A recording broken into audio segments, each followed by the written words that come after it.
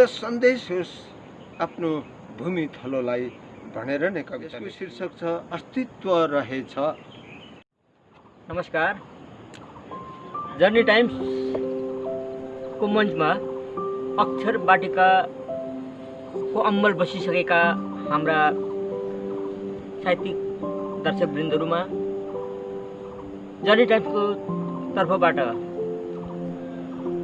साधुवाद जनाउँदै आजको हामी हाम्रो कार्यक्रम सुरु गर्न लागिरहेका छौँ र हामी आजको यस कार्यक्रमको निम्ति नागरी फार्म मोटर स्ट्यान्डबाट 3-4 किलोको दूरीमा रहेको धजिया बस्ती आइपुगेका छौँ र धजिया बस्ती धेरै कुरोले नै प्रचलित नाउँ हो। यो ठाउँ धेरै विषयले माथि उठेको ठाउँ हो र आज हामी यस ठाउँमा आइपुगेका छौँ यस्ता व्यक्तिसँग भेट्नको निम्ति, यस्ता व्यक्तिसँग तपाईहरुसँग भेट गराउनको निम्ति हामी आइपुगेका छौँ। उहाँ हुनुहुन्छ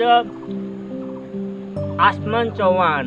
उहाँको पूर्ण नाम आसमान चौहान भनिए तापनि उहाँलाई एसएम चौहान भनेर चिनिन्छ र उहाँको परिचय दिनुपर्दा हामीलाई धेरै शब्दहरूको अनिकाल पर्न जान्छ, किनभने एउटै विषयमा मात्र उहाँ सीमित नरहेर धेरै विषयहरूसँग जोडिनु भएको हाम्रो एसएम सर हुनुहुन्छ र उहाँसँग हामी आज केही क्षण बात मार्नेछौँ र उहाँको बातले अवश्य पनि तपाईहरुमा केही सन्देशमूलक उपलब्धिहरू हासिल हुनेछ भन्ने कुरामा विश्वास राख्दै म हाम्रो एसएम सर अथवा आसमान सरलाई हाम्रो मञ्चमा स्वागत जनाउँदैछु।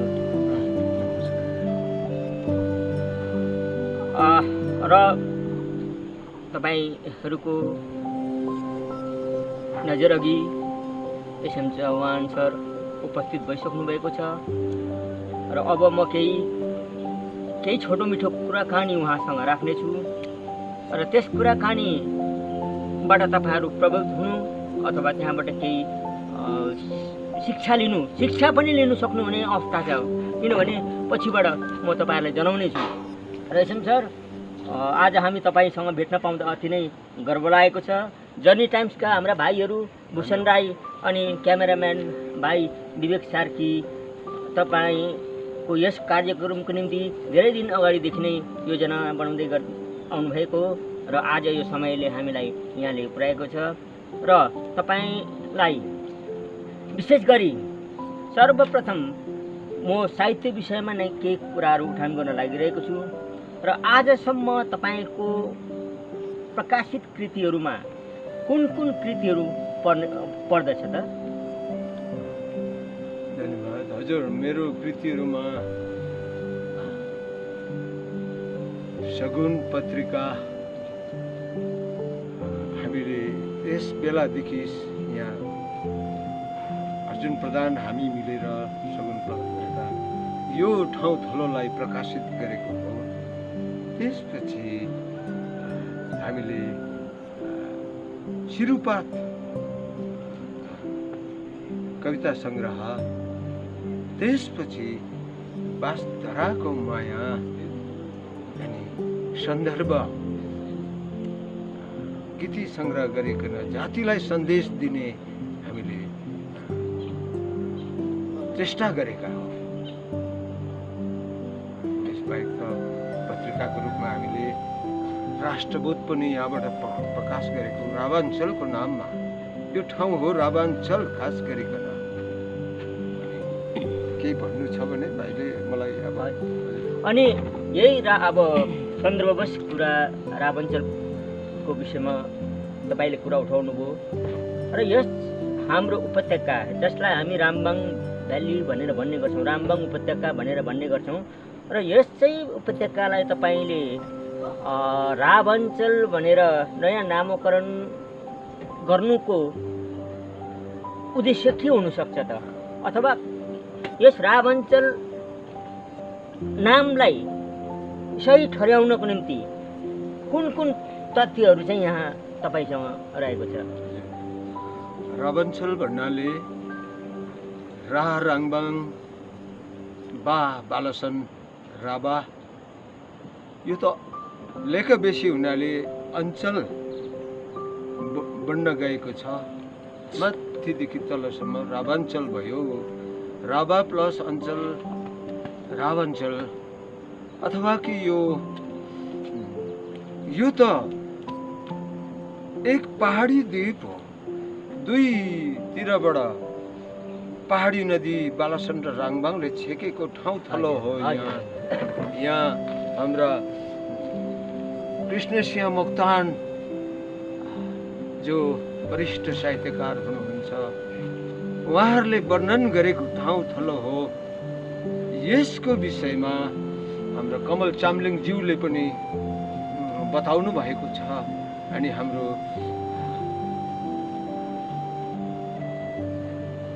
सुकराज दियालीले पनि साथ दिनुभएको छ।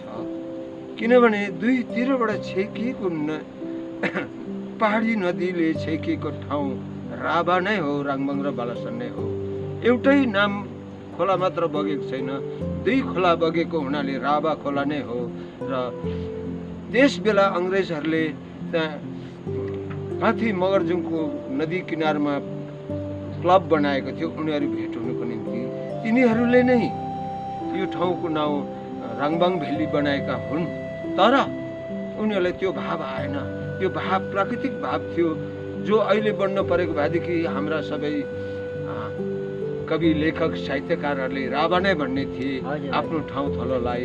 तिनीहरूले जान्न सकेन, तिनीहरूले बुझ्न सकेन। तर खास हेर्दा राभा हो। यसकारणले यो अञ्चल पनि भएको हुनाले, अलग्गै छुट्टिएको हुनाले राभाञ्चल नै यसको नाम उपयुक्त हुन्छ भनिकन, राभाञ्चल यसको नाम श्रेयस्कर हुन्छ भनिकन हामीले जोड गरिरहेको कुरा हो। अच्छा सर, कहाँसम्म यो तपाईँले सोच्नु भएको अथवा यस उपत्यकाको नाम राभाञ्चल भनेर राख्ने जुन विचार राख्नुभयो तपाईँले, र यो कहाँसम्म चाहिँ प्रयोगमा आएको छ त? यो त सरकारी रूपमा करण गरिनुपर्ने हो, तर त्यो भएन। अनि साहित्य जगतलाई मात्रै मैले बताउँदैछु। जति मित्रवर्गहरू छन्, आउने भावी पिँढीहरू छन्, उनीहरूले जान्न सकोस्, उनीहरूले बुझ्न सकोस्, आफ्नो ठाउँ थलोको महत्त्व दिन सकोस्। किनभने पहिलेको इतिहासमा हामी पाउँछौँ नदी नालाको नाममा नै त्यो ठाउँमा विकसित भएको प्राय जग्गाहरू नै। तर हाम्रो यो भूमि थलोमा 9वटा चिया कमान र 3वटा बस्ती, 3वटा बजार छ। मलट बजार, सङ्गम बजार, पोखरीबुङ बजार। यो 3 बजार पनि एउटै मात्र रहेर अरू बजारहरू मेटिँदै गएको जस्तो छ। तर नमेटियोस् पुल बजार पनि, किनभने पुल बजार वारी र पारीको भेट हुने ठाउँ हो। सुनदा अञ्चल र राभाञ्चल अञ्चलको भेट हुने ठाउँ त्यो पुल बजार हो। अनि माथि छ सङ्गम बजार। त्यो सङ्गम बजारमा सबै भेट हुने ठाउँ थलो हो।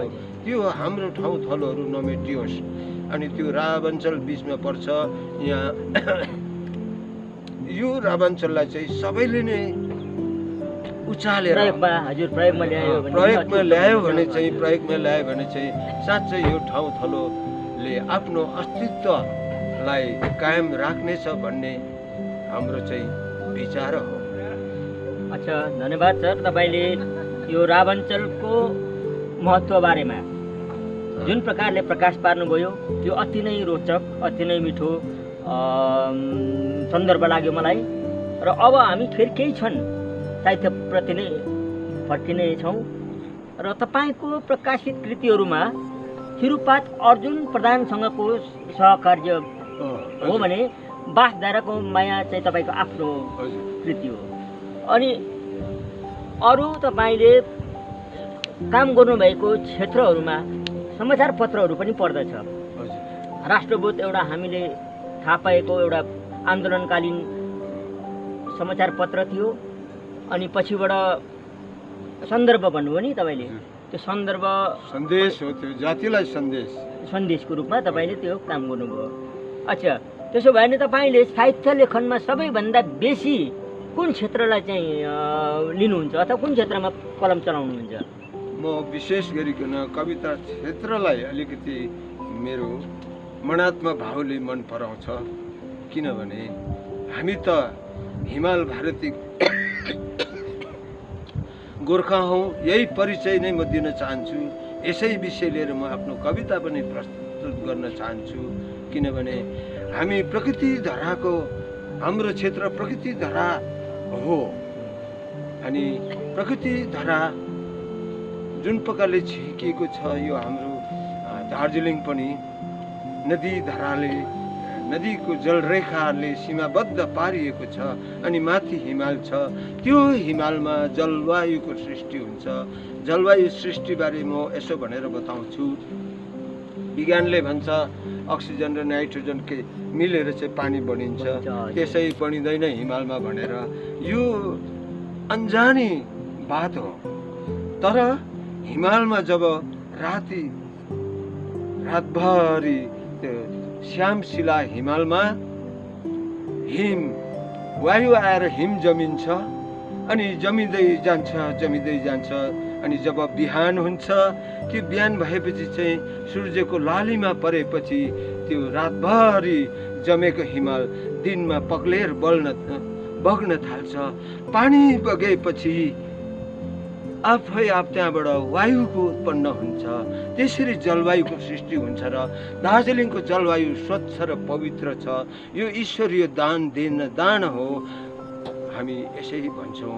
र यस विषय लिएर म यहाँ एउटा आफ्नो जातिको निम्ति कविता भन्न मन लाग्यो। म तपाईँको कविता हामी सुन्नेछौँ र यो कविता केही क्षणलाई हामी यो कविताको कार्यक्रमलाई राखेर है अलिक केही अन्य विषयमा हामी चर्चा गर्नेछौँ।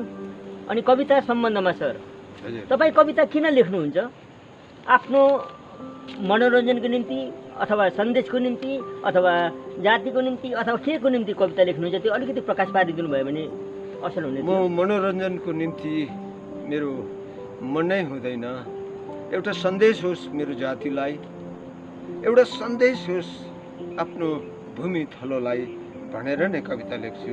हुन्छ, अब तपाईँले आफ्नो कविता वाचन गरिदिनुहोस्। वाचन गरेर हाम्रो दर्शकहरूलाई मनोरञ्जन दिनुहोस्। अनि मलाई के लाग्छ भने केही समय यसो तपाईँ लेखनीमा धेरै पछि पर्नुभएको जस्तो लाग्छ। तर आज मैले तपाईँको यो डायरी बुक हेर्दाखेरि मलाई के लाग्छ भने तपाईँले लेख्दै आफ्नो डायरीमा बन्द गरेर राख्नु हुँदो रहेछ भन्ने कुरो आज थाहा पाइयो। र त्यही डायरीभित्रबाट अब हामी एउटा कविता सुन्नेछौँ। एसएम चौहान सरसँग हामी आज यो रमाइलो क्षण बिताइरहेको छौँ। र यो क्षण अन्तर्गत हाम्रो एसएम सरले अब आफ्नो कलमबाट निस्किएको भावलाई कविताको रूपमा प्रस्तुत गर्दै हुनुहुन्छ। हजुर, म यहाँ कविता भनिरहेछु, बोलिरहेछु। यसको शीर्षक छ अस्तित्व रहेछ। अस्तित्व रहेछ। सरले पढ्दै गर्नुभएको कविताको शीर्षक छ अस्तित्व रहेछ। हिमालमा हिउँ मात्र देखिनु मूलका अपूर्ण भावको अभाव रहेछ। आँखामै देखिनु पर्ने प्रमाण त संज्ञानको अभिज्ञान रहेछ। हिउँ मात्र कहाँ त्यहाँ जलवायु लुकेका हुँदा रहेछ। ताप परेपछि प्रकाशको जलवायु तरण हुँदो रहेछ प्राण जीवनको। आँखैमा जल तर देखिन्न वायु, यही त भावान्धो रहेछ। करुणामय भाव व्यवस्था छैन भन्नु, ती त अनाग्रही दुर्भावका मतान्धो रहेछ। जलवायु, प्रकाश, धरनी र आकाश, यही त करुणामय व्यवस्था रहेछ। महान आस्था, जीवित प्रेम, उहाँमा नै त प्राणको अस्तित्व रहेछ। नहौ भावान्धो र मतान्धो, पिताको प्रेम पुत्रमा रहेछ। ती महान प्रेम हामी प्रति नदेखिने अस्तित्वको मूल रहेछ।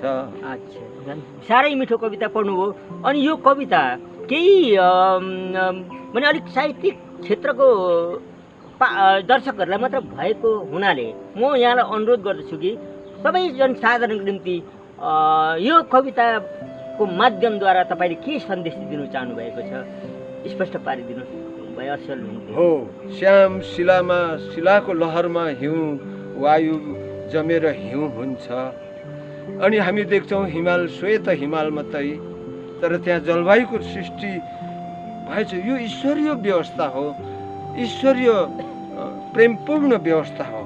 यसलाई देख्न सकोस्, हाम्रो जातिले बुझ्न सकोस्, आँखैमा देखिनु पर्ने प्रमाण होइन, रहस्यको संज्ञानलाई पनि बुझ्न सकोस् भन्ने मेरो आफ्नो मनोभाव विचार हो। सन्देश दिन चाहनु भएको छ। अनि अब म तपाईँसँग अर्कै एउटा विशेष विषय उठान गर्नु मन लागेको छ। हजुर। र साहित्य लेखनदेखि बाहेक तपाईँ अन्य क्षेत्रमा पनि संलग्न रहनु भएको कुरा जानकारीमा आएको छ।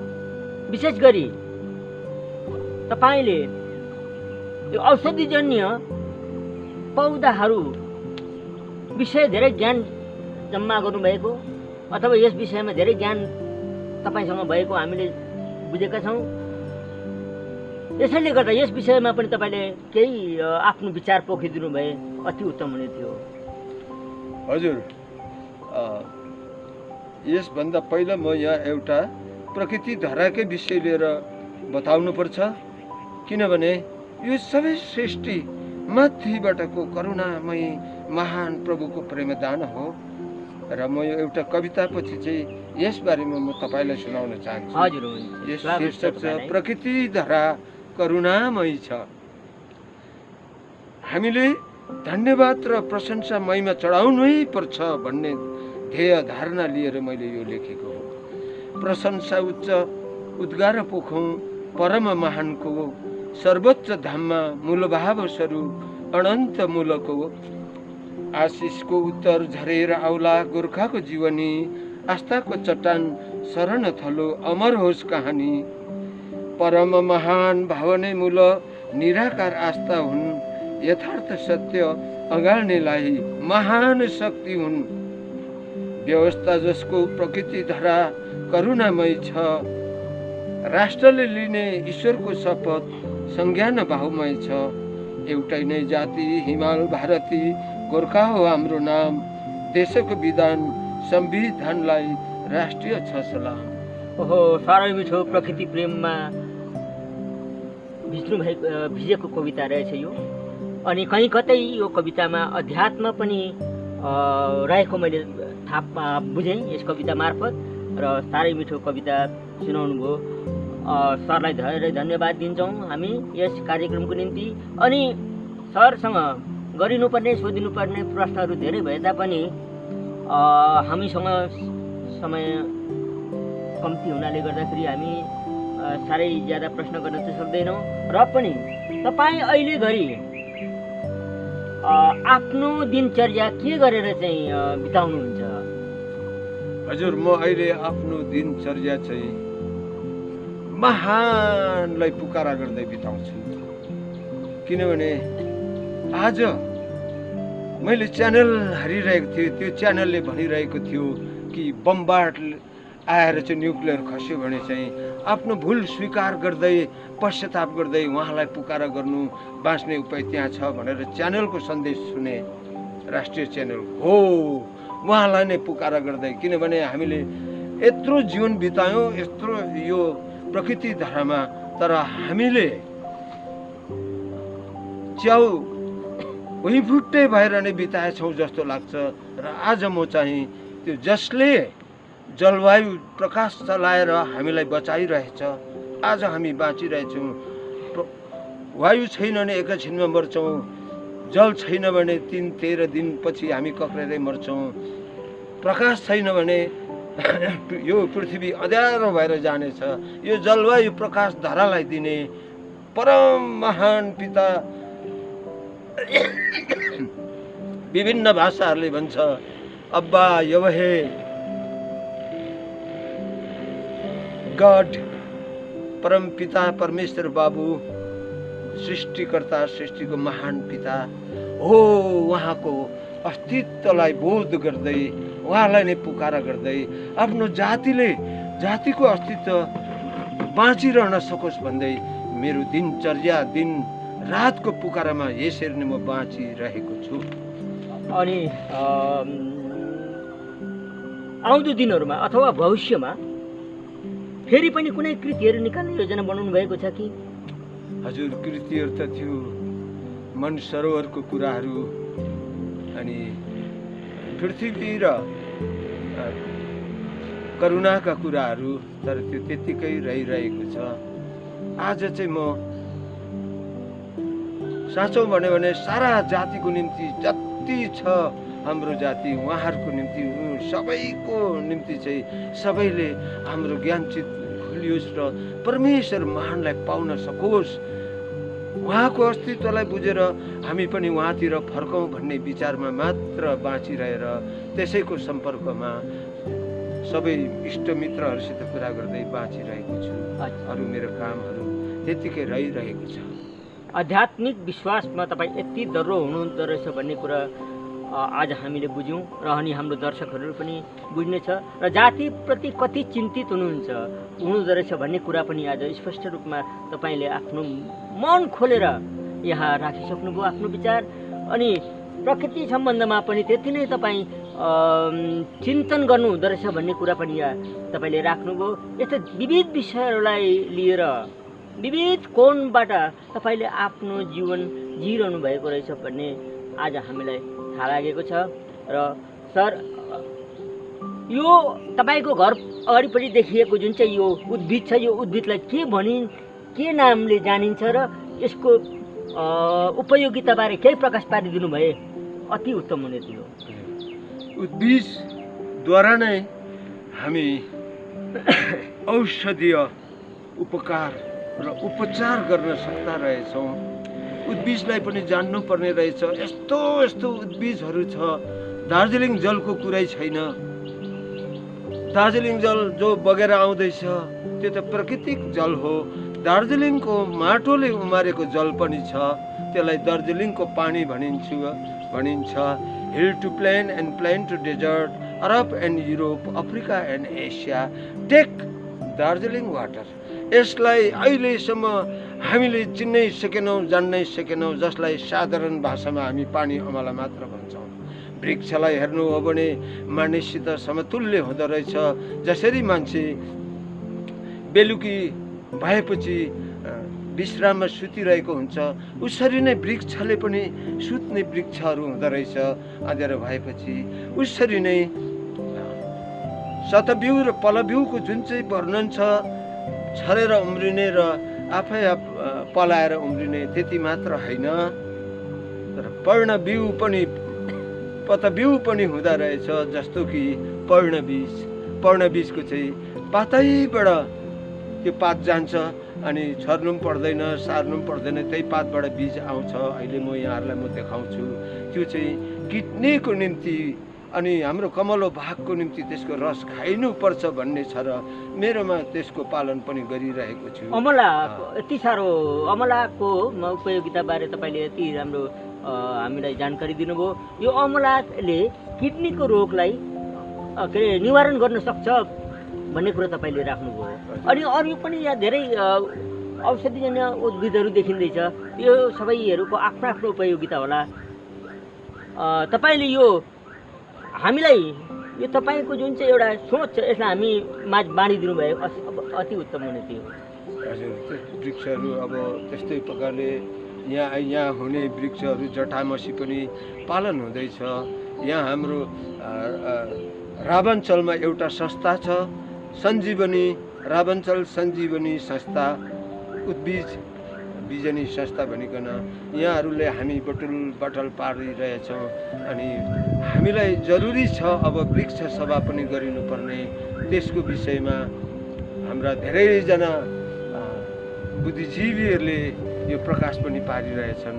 हाम्रो ठाउँ थलोमा असल वृक्ष जस्तो यहाँ अहिले यो अमलाको वृक्षहरू देखिरहनु भएको छ। यो चाहिँ वृक्ष अमला भयो। अघि मैले वर्णन गरेको त्यो भुइँ अमला भयो, भुइँले माटोले दिने। त्यस्तै अर्को भुइँ अमला पनि छ। अमला 3 थरीको हुन्छ। यो याद गर्नुपर्छ तिनै थरीको अमला नै औषधिको रूपमा प्रयोग गरिन्छ। जान्नेहरूले वैद्य जगतका विश्वासी साथीभाइहरूले यसको सोधखोज गरिरहेछ। हाम्रो माथि एनडी राई सर हुनुहुन्छ, उहाँले वृक्ष जगतका हाम्रा आरपी मुखिया, आरपी भानुछा, हाम्रो पिबी मुखिया सरहरू जति उहाँहरू हुनुहुन्छ त्यसकै खोजीमा लागि परेका मित्रजनहरू हो। हामीले त्यसरी नै खोज खबर लिइरहेका छौँ। तथा अन्य साथी मित्रवर्गहरू पनि छन्। हरेक वृक्ष जसले कुनै न कुनै रूपमा त्यसले चाहिँ हाम्रो सबै प्रकारको औषधिको उपचार पुरा गर्ने रहेछ। यसलाई आज हामीले चिन्नुपर्ने छ, किनभने औषधीय जडीबुटीको सेवन र ग्रहणले नै हाम्रो शरीरलाई हामीले बचाउन सक्छौँ। ओ महानताको यो कृपा हो। प्रकृतिको देन हुँदैन, प्रकृतिको त कर्म हुन्छ। यो कुरा आज हाम्रो मानिसहरूले जान्न परेको छ, किनभने देन त ईश्वरको हो, महान प्रभुको देन हो। अनि प्रकृतिको चाहिँ कर्म हो। बादलले कर्म गर्छ, वायुले कर्म गर्छ, सूर्यले कर्म गर्छ, अनि वृक्षहरूले पनि मानिसलाई बचाउनको निम्ति त्यही कर्म गरिरहेछ। तर हामीले बुझिरहेको छैनौँ। यस्तै लाग्छ यो मनमा, यसरी नै बाँचिरहेछौँ। अनि अगाडिपट्टि तपाईँको यो छतको सिट साम्नु पनि यो जुन चाहिँ देखिँदै गरेको एसएम सर, तपाईँलाई दार्जिलिङ सङ्गीत क्षेत्रमा एकजना सशक्त शब्दकारको रूपमा पनि चिनिन्छ र तपाईँले आजसम्म रचना गर्नुभएको गीतहरूमा कतिवटा गीतहरू रेकर्डिङ भइसक्यो अथवा भएको छैन भने के कारणले भएको छैन र कुनै दिन भविष्यमा हुनेवाला छ भने त्यस विषय लिएर अलिकति आफ्नो विचार पोखिदिनु अनुरोध गर्दछु। गीत त आफ्नै जातिको निम्ति नै रेकर्डिङ पनि भइसकेको हो। विनोद सिंहदेनले बताउँछन्, बोल्छन्, गाएका छन्। एउटै धारा कुवा पनि थाप्दै हामी जानुपर्छ, एउटै घाम देउरालीमा ताप्दै हामी जानुपर्छ। यो हाम्रो गीत हो थियो। साँच्चै नै आज मेरो जाति जात भएर टुक्रिँदा को कविको आँखामा आँसु आउँदैन र यो देखेर हामीले विनोद सिंहदेनलाई एउटै धारा कुवा पानी थाप्दै हामी जानुपर्छ, एउटै घाम देउरालीमा ताप्दै हामी जानुपर्छ, यो थियो। अर्को थियो हिरा र शैली, जसले मेरो माइती पहाड उच्च शिरमा हिमालय छ, कहाँ झुक्छ र टिस्टा रङ्गीत मेची बालासन जलानन्द कहाँ सुक्छ र भनेर गाएको दिन यो मेरो जातिलाई एउटा सन्देश थियो। यसबाहेक पनि जहाँ जहाँ सन्तति छ माया पठाउला, जहाँ जहाँ खबर पुग्छ बतास पठाउ, जहाँ जहाँ बतास पुग्छ खबर पठाउला। यो माया हिमालयको माया, काखाभरि निधाएको दार्जिलिङको माया, यो त तपाईँहरूले सुन्नुभएको होला, प्रीत सुब्बाले गाएको छ। यसबाहेक हाम्रो पेमा लामाज्यूले पनि गाउनु भएको छ। टिस्टा रङ्गीत बगेको थियो, आज के भयो भन्ने हाम्रो लामाज्यूबाट पनि गाउनु भएको छ। अनि पारी टिस्टा पारी विमला प्रधान, आज प्रधान भनिन्छ, उनले पनि टिस्टाको गीत रानी खोला र सेती खोलाको। त्यसबाहेक पनि बालापनको गीत भनिकन मनको कुरा लिएर, मनभन्दा मूल्य अरू केही छैन रे, मनले सधैँ मनलाई खोज्छ अरू होइन रे भनेर रुस्तम लेप्चाको त्यसैमा त्यो सन्दर्भमा छ। साँच्चै नै मन चाहन्छौँ हामीलाई जातको होइन, मनको साथी, मनको मित्र, मनको सन्तान चाहिन्छ हाम्रो जातिहरूमा। मलाई यही नै मनपर्छ। यसै कारणले त्यसै भावमा चाहिँ यो आत्माको लेखा हुन्छ, आखिरीमा यो आत्माको लेखा हुन्छ मृत्यु जित्नले। मृत्यु पनि जित्न सकिने रहेछ, मृत्यु जितेर अनन्तको भाव प्रकाशमा पर्न सकिने रहेछ भन्ने अर्थमा लेखिएको गीतहरू छन्। यहाँहरूलाई धन्यवाद। एसएम चौहान सर, तपाईँको छतमा बसेर आज हामी यसरी साहित्य विषय लिएर, वनस्पति विज्ञान विषय लिएर अनि यस्तै अन्य विषयहरू लिएर चर्चा परिचर्चा गरिरहेका छौँ। मौसम केही अँध्यारो हुँदै आइरहेको देखिँदैछ, पानी परिहाल्छ कि भन्ने छाँट पनि देखिँदैछ र हाम्रो क्यामेराम्यान भाइलाई धेरै असुविधा हुने अवस्थामा अब हामी कार्यक्रमलाई अन्त गर्न लागिरहेका छौँ र तपाईँलाई धेरै धेरै धन्यवाद छ। तपाईँले धेरै विषयहरू आज हामी माझमा राखिदिनु भयो। हामी मार्फत जर्नी टाइम्स मार्फत यो अक्षर वाटिका मार्फत तपाईँले आफ्नो अनुभव सबैतिर छरिदिनु भयो। यसको निम्ति तपाईँलाई धन्यवाद दिँदछौँ र धन्यवाद सँगसँगै आज हामी तपाईँबाट बिदा लिँदैछौँ। मेरो निम्ति मेरो तर्फबाट पनि यही छ, यो अक्षर वाटिकाले यो ठाउँ थलोको महानतालाई महत्त्वलाई माथि उठाउन सकेको होस्, मेरो शुभकामना छ। परम महानमा यो भेकमा आएर एसएम सरसँग धेरै कुराहरू बुझ्ने मौका पायौँ। उहाँले हामीलाई धेरै कुराहरू सेयर गर्नुभयो। औषधि विज्ञान, वनस्पति विज्ञान सम्बन्धमा, साहित्य विज्ञान विषयमा, अध्यात्म विषयमा उहाँले धेरै धेरै, अनि रावाञ्चलको